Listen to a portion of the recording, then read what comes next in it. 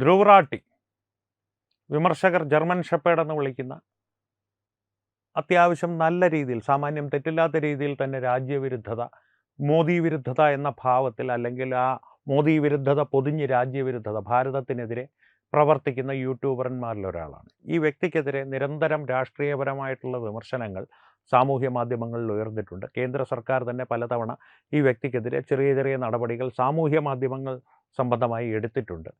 അതിലൊക്കെ പലപ്പോഴായിട്ട് ഇളവുകൾ നൽകപ്പെട്ടിട്ടുമുണ്ട്. കാരണം ഒരു പ്രത്യേക കാലത്തേക്ക്, അല്ലെങ്കിൽ ഏതെങ്കിലും ഒരു പ്രത്യേക വീഡിയോ സംബന്ധമായിട്ടുള്ള നടപടികൾക്കപ്പുറത്തേക്ക് കേന്ദ്ര സർക്കാരിൻ്റെ ഭാഗത്ത് നിന്ന് ഈ വ്യക്തിക്കെതിരെ കാര്യമായിട്ടുള്ള നിയമ നടപടികളൊന്നും എടുത്തിട്ടില്ല. അതുകൊണ്ട് തന്നെ ഓരോ തവണയും ഇത്തരത്തിലുള്ള നിയമ നടപടികളിൽ നിന്ന് രക്ഷപ്പെടുകയോ അല്ലെങ്കിൽ അത്തരത്തിലുള്ള നിയമ നടപടികൾ സ്വീകരിക്കപ്പെടാതിരിക്കുകയോ ചെയ്യുമ്പോൾ കൂടുതൽ ധൈര്യത്തോടു കൂടി രാജ്യവിരുദ്ധമായിട്ടുള്ള പ്രഖ്യാപനങ്ങളും പ്രസ്താവനകളും വീഡിയോകളും ആ വ്യക്തി നിരന്തരമായി തൻ്റെ സാമൂഹ്യ മാധ്യമത്തിലെ പൊതുമണ്ഡലത്തിലൂടെ, സാമൂഹ്യ മാധ്യമ മണ്ഡലത്തിലൂടെ, അത് യൂട്യൂബ് ആണെങ്കിലും ഫേസ്ബുക്ക് ആണെങ്കിലും എക്സ് ആണെങ്കിലും, മുമ്പ് ട്വിറ്റർ ആയിരുന്ന എക്സ് ആണെങ്കിലും, ഇവയിലെല്ലാം കൂടി സംപ്രേഷണം ചെയ്തുകൊണ്ടേയിരുന്നു തുടർച്ചയായി. അതിനോടൊപ്പം തന്നെ രാജ്യവിരുദ്ധതയ്ക്കൊപ്പം ഇപ്പോൾ നരേന്ദ്രമോദി സർക്കാർ ഹൈന്ദവർക്ക് അനുകൂലമായൊരു സർക്കാരാണെന്നുള്ളൊരു ധാരണ എല്ലാവർക്കും ഉള്ളതുകൊണ്ട്, ഹൈന്ദവർക്ക് മാത്രം വേണ്ടി പ്രവർത്തിക്കുന്ന ഒരു സർക്കാരാണെന്നുള്ളൊരു ധാരണ പരത്തുവാനും ആ ധാരണയ്ക്കെതിരായി പ്രവർത്തിക്കുന്നു എന്ന് വരുത്തി തീർക്കുവാനും, അങ്ങനെ വരുത്തി തീർത്താൽ മാത്രമേ പാകിസ്ഥാൻ ഉൾപ്പെടെയുള്ള രാജ്യങ്ങളിൽ നിന്ന്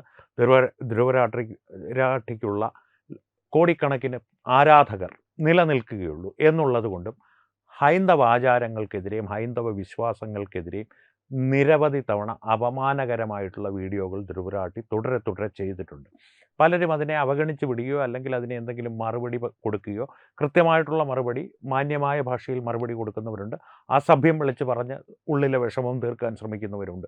അസഭ്യം വിളിച്ച് പറഞ്ഞിട്ടുള്ള ഒരു പ്രതികരണത്തോടെ എനിക്ക് വലിയ ഒരു അനുകൂല മനോഭാവമല്ല ഉള്ളത്. പക്ഷേ മറുപടി കൊടുക്കുന്നവരും കൊടുക്കട്ടെ. പക്ഷേ എൻ്റെ ഒരു വ്യക്തിപരമായിട്ടുള്ള അഭിപ്രായം ധ്രുവരാട്ടിയെ പോലുള്ള ജർമ്മൻ ഷെപ്പേർഡുകളെ അവഗണിച്ചു വിടുക എന്നുള്ളതാണ്. പക്ഷേ അങ്ങനെ അവഗണിക്കുവാൻ പലരും തയ്യാറല്ല. കാരണം അത്തരത്തിലുള്ളൊരു അവഗണനയാണ് ഇയാൾക്ക് കൂടുതൽ ധൈര്യം നൽകുന്നത് എന്ന വിശ്വാസം വെച്ച് പുലർത്തുന്നവർ ഇപ്പോൾ ഇയാൾക്കെതിരെ നിയമ നടപടിയുമായി നീങ്ങിയിരിക്കുകയാണ്. ഈ നിയമ നടപടി എന്ന് പറയുന്നത് കേസ് ഫയൽ ചെയ്തിരിക്കുന്ന, ഇയാൾക്കെതിരെ പരാതി കൊടുത്തിരിക്കുന്ന ആളൊരു അഭിഭാഷകനാണ്, അമിതാഭ് സച്ദേവ.